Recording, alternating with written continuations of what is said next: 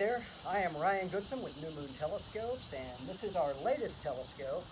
Rather than the standard plethora of pictures posted on Facebook, I thought I'd make a quick video about this one because it is kind of special. It's been near and dear to my heart for a couple years now to have this telescope completed, and I've gone through a couple prototypes along the way that some work better than the others, but this is the final product.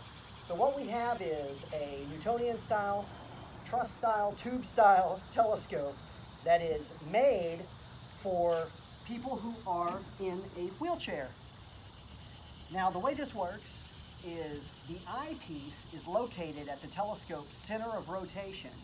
So when you think about a typical Dobsonian style telescope, when you're using it, eyepiece is up here when you're pointed vertically, down here whenever you're pointed horizontally, and then everywhere in between as you move the telescope. Obviously, especially when using a bigger telescope, if you're in a wheelchair, this is not comfortable and probably not even possible for most angles. So what we've done specifically for Copernic Observatory in Binghamton, New York, is we made a telescope where if you're in a wheelchair or if you're a kid and you stand about this tall, or you don't want to worry about someone climbing up and down a ladder at night, we got a telescope that can be used comfortably and safely. So here it is. It's a 12-inch f4, and as you can see, as the telescope turns up and down, the eyepiece never moves. So if I'm in the wheelchair, I can just go right up to the eyepiece, and regardless of the angle, I can just sit here stationary, not have to worry about going up and down and getting uncomfortable looking through the telescope. So some technical aspects of this telescope. Again, it's a 12-inch f4 mirror.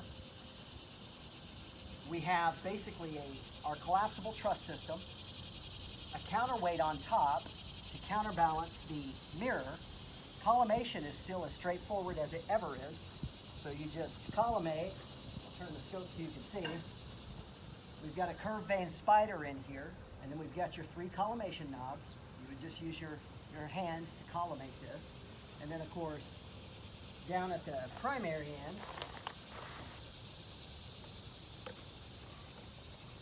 you've got your 3 knobs here to collimate.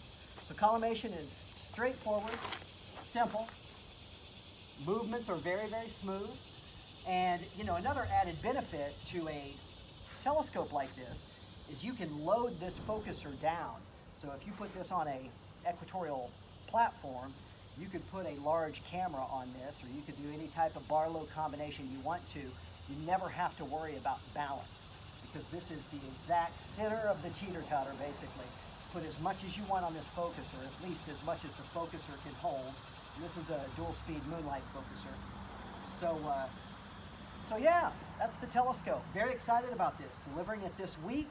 It does have our Gen 3 aluminum bearings, but everything else is completely different pretty much than our standard telescope, if you've ever looked online and seen our pictures or on our Facebook page. So again, this is a Spring-Sonian mount. So the idea for the mount was nothing invented or created by myself or New Moon Telescopes. The idea for a mount with the eyepiece at the center of rotation has been out for a long time. This is just a larger telescope because I wanted, if you're in a wheelchair, I'd love for you to have access to the night sky through a bigger optic.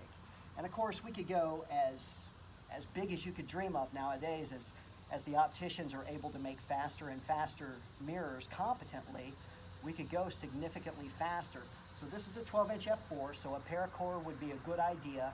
If you went up to 14 inches, probably need to go about f3.7, and then 16 inches would be about 3.5.